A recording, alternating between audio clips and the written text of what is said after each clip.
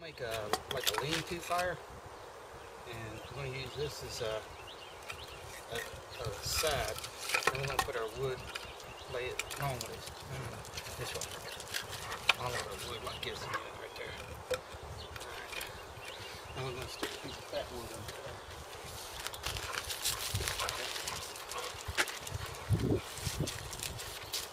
Let's go down here.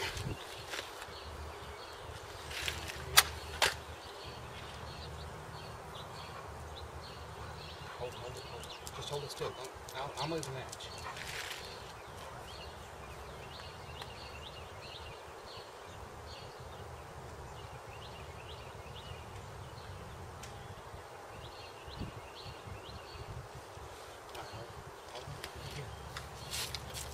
You gotta protect it from the wind so it doesn't blow out until it gets good started.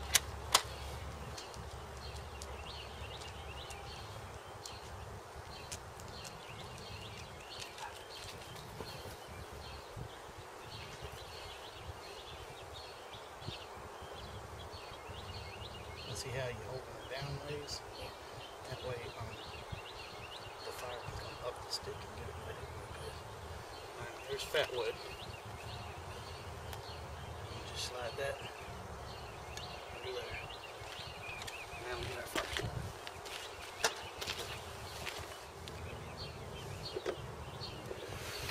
started. What are we doing tonight? We're making beef stroganoff. Beef stroganoff with firewood and cast iron. What are we going to use? A skillet? Skillet. Probably. A pot. We need a pot to boil water for the noodles. And we need a Dutch oven. Yeah. To cook it all up in real good. We could use maybe just like a deep dish, cast iron pot. And with a Dutch oven we can put coals on top and get it to cook faster, couldn't we? Yeah. So what we got here? Pot with water. Oh, there's water? Yeah. Oh, our noodles? And our noodles. So we're going to get our fire going so we can boil some water, cook our noodles. And we need another fire for cooking the beef. And then we can end up, after the noodles are done and the beef is done, then we can probably use one of those two for a Dutch oven, can't we? Smile? Yeah, that's a fake smile. You hungry? Yeah. Yeah, what time is it? I don't know, what time is it? 4:30. Alright, let's figure out how long it's going to take and when we get to eat. Probably 7 or 8. Oh my gosh, That's I hope what I'm not. thinking. That's when we do it for 2 hours. Now, what's all that black smoke coming from? Do you know? It's still moist. No, that's seasoned wood. That's coming from the fat wood. The pine tar is heavily saturated in the fat wood. That's coming along. I'll have a good fire then. What do you think, girl? Alright, here's our equipment we're going to use. What are we using, Pung? You want to help me with this? Our main cooker is going to be the Dutch oven, right? Yeah. Alright, and we got a shovel. We got a flathead shovel. A brush. A sweeper brush. A lid lifter. And tongs. And long tongs. The shovel is so we can scrape up embers and put underneath in the bottom of the Dutch oven to cook. The broom is to brush the lid off so we don't get a bunch of dirt and ember dust and everything inside the food. Got to have a lid lifter, and long tongs so you can arrange your embers. Alright, what we got over here? What is this going to be? That's where we're going to put everything. That's our power pot. Alright, what this is going to be, we're going to cook our beef on there. And we're going to put our embers underneath, and we're going to cook our beef on the embers. A lot of people think with a fire, you cook on the fire. Not necessarily true, because the fire is going to lick it and then maybe burn it. So we're going to kind of a little bit slower cook on some hot embers. And of course we got our fire. And as soon as that burns up good enough, we got some embers and we got something to work with, don't we? Alright, let's take a look over here what we got. And we're going to use some frozen onions. You can get onions dehydrated. use sour cream. Again, you can get this dehydrated. A can of cream of mushroom and some beef. This is stewed beef. We're just going to go ahead and cook this up and use it. But this could just as well be squirrel, rabbit, snake, venison, whatever. Huh? Moose. And I'm going to use my favorite. This is Nido, Nestle Nido. This tastes like, works like real whole milk, not fat-free, not chalk out of a box. This tastes like real whole milk. So this is going to be our recipe. Here's our noodles for cooking, and we're going to try to do this in an organized fashion and try to make it move along as quick as possible and get the meal on the table. What I may do is go ahead and put me some blocks up and put my pan of water over there so it can start boiling.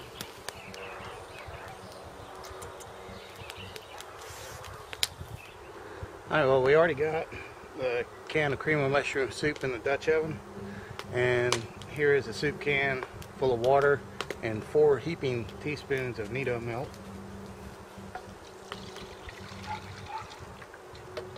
That's going to simmer down, so that should be no problem. I'm going to add about a heaping scoop of sour cream.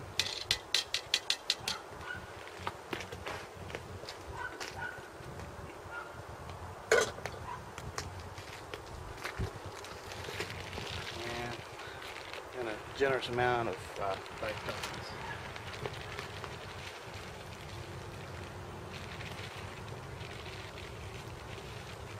I'm going to go ahead and get this set up and try to get some heat on it and let it start simmering up a little bit ahead of time. It's got to heat up the cast iron before it does any good, so best bet is just try to get everything heated up and running before it gets too late. And then you got to do this and do that, and then you add a sequence and add a step, and nothing work right.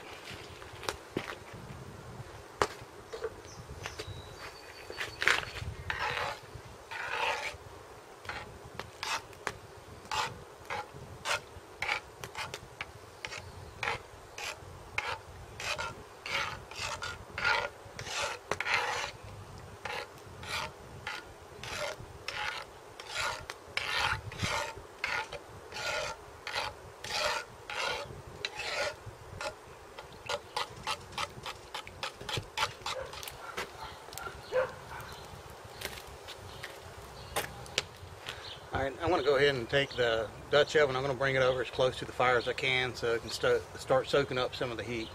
And in order for cast iron to cook, cast iron first has to get hot before it can cook anything that's inside the container, whether it be a skillet or anything else. So more is better. Let's go ahead and I'm going to take it off my stands, and then I'm going to bring it over and sit it as close to the fire as I can, let it start heating up. What I'll do periodically, I use my lid lifter and just lift it by the handle, kind of rotate it, pick it up and rotate it quarter turn, about every 10 minutes or so, 5 minutes, and try to get it heated up all the way around the circumference.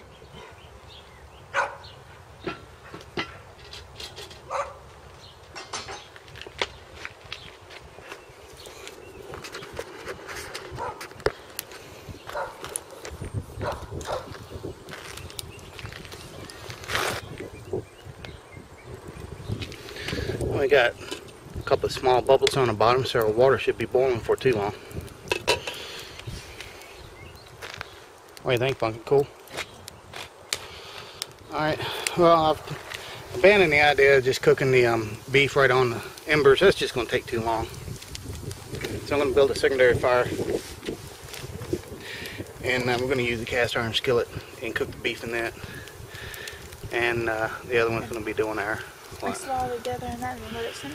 Yeah, I need to rotate the Dutch oven, and the water should be getting close to a boil. Yep. There you go, it's a low boil. Here in just about another minute or two, we'll be ready to put the noodles in and let them cook.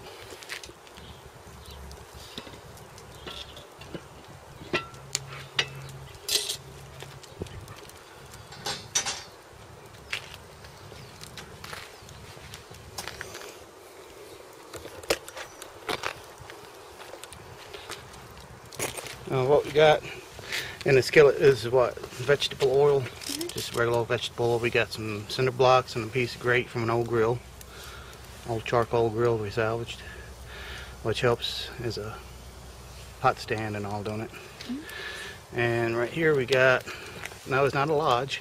It's a Camp Chef 10-inch whitetail Dutch oven. And I'm here to tell you, this thing is amazing. It's considerably less than a lodge and works wonderfully. I love this Dutch oven, and I am dead set on sticking with the Camp Chef cast iron gear. And I plan on getting another one because you could bake bread in one and use the other one to cook your main meal or whatever. There's a lot of options you can do. I'm going to try to explore those. There's a lot of options you can do, and we're going to try to explore those in future episodes of firewood and Dutch oven cooking. Yeah, alright. Alright. Ow, okay, that's a little bit hot. Is the fire hot? It's just when you stick your feet in it. Good gosh. Imagine that. A little stash of wood. Got a wood splitter if we want to chop them down or split them up into smaller pieces. That's if we want it to, you know, burn faster or whatever. A smaller piece of wood burns faster. We'll probably be getting ready to arrange this fire, chuck some more wood in and maybe stir it up a little bit. And this one over here is just getting started. And we'll go ahead and start putting our beef in there. Since the flames are licking the bottom, it's getting hot. And the thing about cast iron is it's very forgiving. You know, it's real hard to burn or mess up a meal. You just throw some heat on it, and if it looks like it's too hot, you know, make some adjustments, take some heat away, or move your cooking device further away. If it's not hot enough, you add more heat or move it closer. And you know, I have yet to have anything burn. Well, I take that back, but that's another story. It's hard to make something burn up in there. The best thing you can do is practice, practice, practice makes perfect. Alright, sizzling already. Now you got it. In order for it to cook, it has to sit in the heat, right? So we're not going to constantly stir it. We're going to let it get hot and cook. And then we're going to stir it in about 2-3 minutes so it don't burn. Then we're going to let it sit for 2-3 minutes.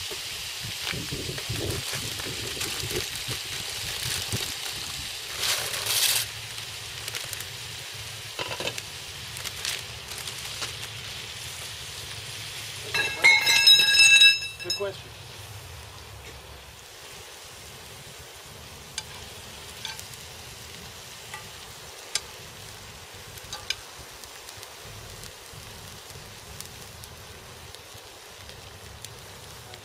I move this away from the fire so the ashes that's coming off the fire don't get in it. Back in my day. I'm going to pop the lid and take a look. You can see a little steam, so it's already starting to cook.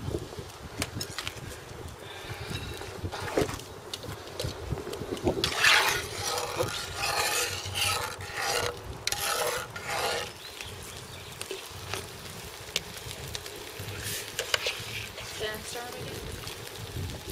I'll let them sit a little bit.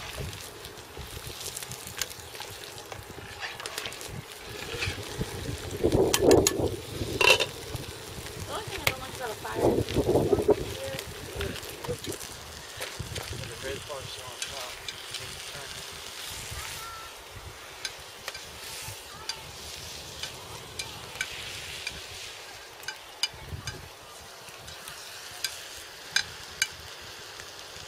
Why does that little kid have such low voices? The little one is squeaky.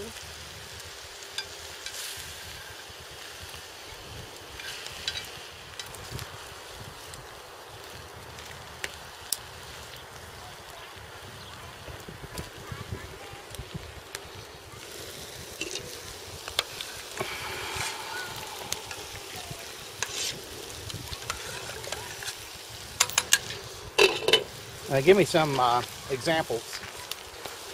What kind of scenario cooking skills like this would be good for? Camping. Camping? It was like power went out. Yeah. In a survival situation. Yeah. I didn't understand. That's about it, isn't it?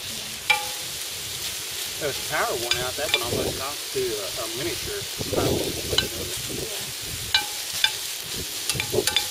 A very, very major. Yeah. What if the power went out forever? Well,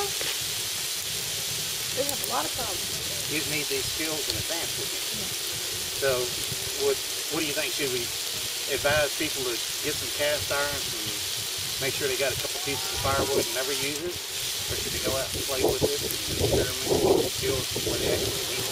Play with it and then think before they need it. And is it fun? Is it fun? Yeah. Yeah. There's a lot of fun in it. Especially when somebody's snowing and little kids are screaming. It's so much fun. This is way more fun than cooking in the kitchen. This is cowboy cooking. This is how they fix meals on the, with the chuck wagon.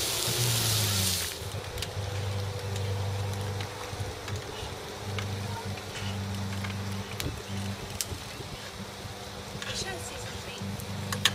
Oh, that's not too late. We'll get some tea. I don't know yet.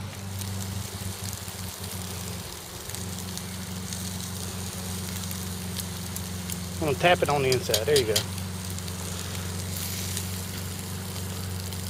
Not the big ones, the big ones. We want to let them cook just a little bit longer.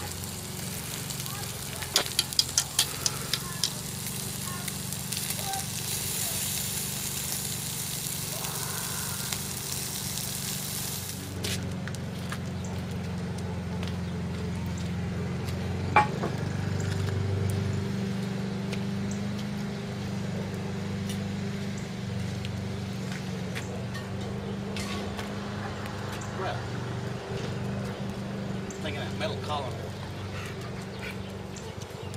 I have a question. If you take a cast iron that's really hot and you put it on wood, will it start to glow? Start to glow.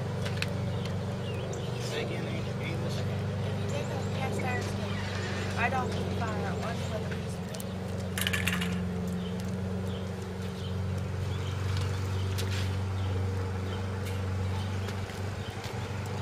what do you think? yeah, they're ready.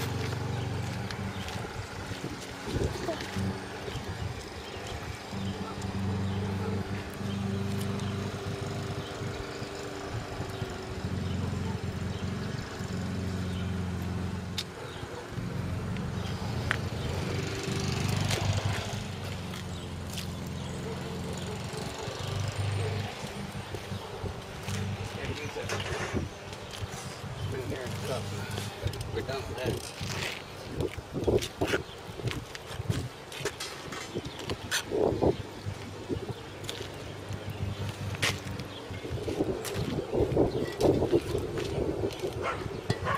That tastes a lot different from beef stroganoff, but I don't know.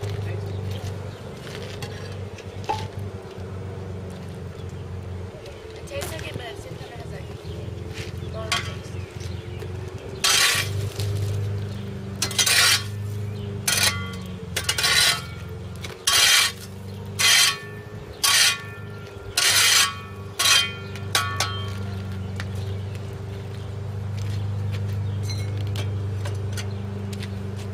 Is it ready? No. Now we're cooking the stroganoff.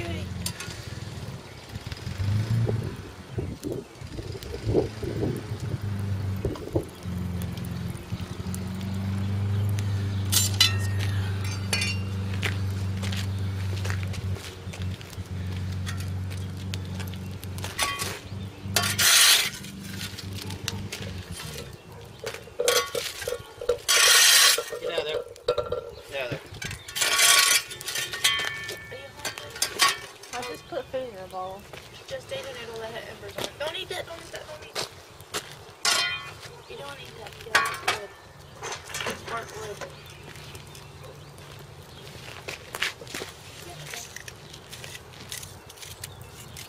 I don't want to wait until they're cold.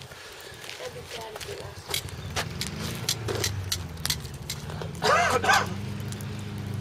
Cowboy cooking is a lot of work. It is.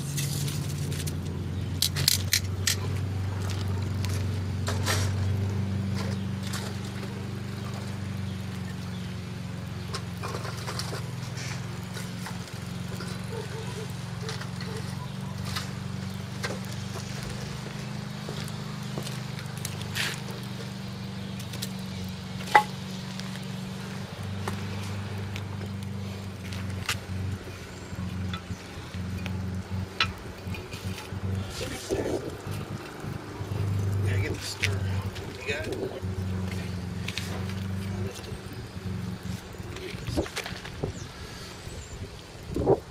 Keep it inside the pot. Stir carefully.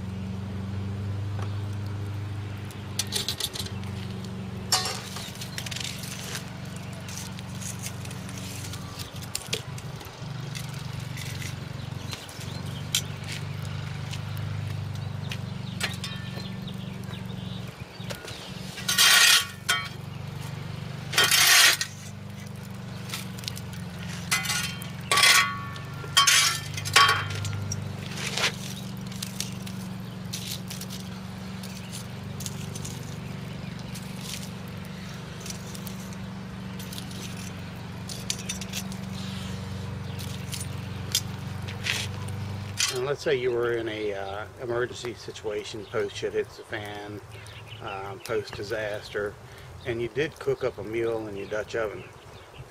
It's all right to cook more than what you're going to consume in that one meal. For example, this is primarily for me and my daughter, and this is way more than we're going to consume in one meal. So what you could do, because I'm not an advocate of storing food too long, but you can store food for a little while, is go ahead and cook up a large batch, which will consume X amount of firewood. It's already been expended. X amount of man hours and labor and effort. You could, let's say if you were to cook this for a lunch meal, and go ahead and serve it up and consume it at lunchtime, you could let it sit in the Dutch oven, and come dinner time, build a smaller fire just to reheat it, heat it up, and then eat the rest at dinner time. So that's kind of a conservation in resources and energy and firewood and food, so nothing goes to waste. Would it be boring to eat the same thing for lunch and breakfast, or lunch and dinner? Yeah, it would be, but food is food, and when you're hungry you need to eat. So, you know, choosers can't be pickers, or pickers can't be choosers. If you're fixing something to eat, if you're fixing food, it needs to be consumed down to the last bite, because that is, you know, the source of life energy. Food, water, oxygen, shelter. You know, without those things, you know, it's difficult to exist. So if you fix a meal, it's okay. If you fix a big batch, that's fine. Don't try to store it in the fridge or anything. You know, if you don't have electricity, you run out of power, you're in the middle of nowhere, just keep it in a Dutch oven, keep the lid on. You know, it'll protect it from flies and mites and, you know, germs and whatever. If it cools, that's fine. Just a few hours later, you're going to be reheating for the next meal, and that's perfectly acceptable. The next day, you know, I'm going to leave that up to you, is to make a personal call. I would feel comfortable if I made it for lunch today and I was to store it in the Dutch oven and reheat it for lunch tomorrow. I would probably be comfortable with that, but dinner time the next day, no, I wouldn't. That's just too many hours have done elapsed between preparation and consumption. And you know, you're looking at the possibility of bacteria, the growth and whatnot, and that kind of a time frame. So I wouldn't do it unless I was extremely hungry or a desperate situation. And in that case, you know, you'd eat whatever was necessary to be able to survive. But yeah, that's just my opinion on fixing a batch and splitting it up between consumption times.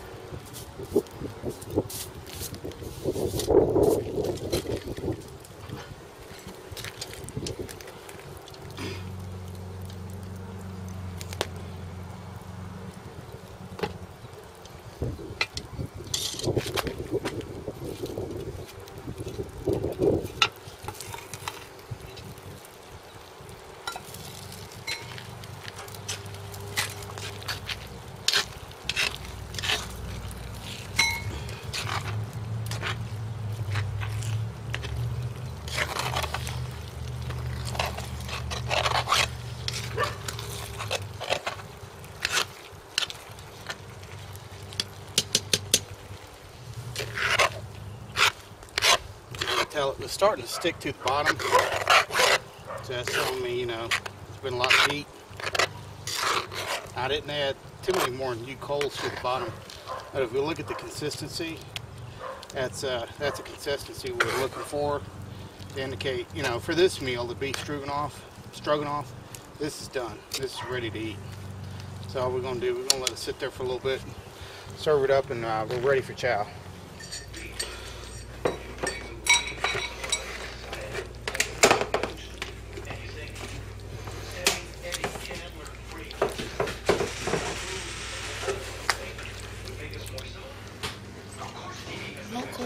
Tequila wants some.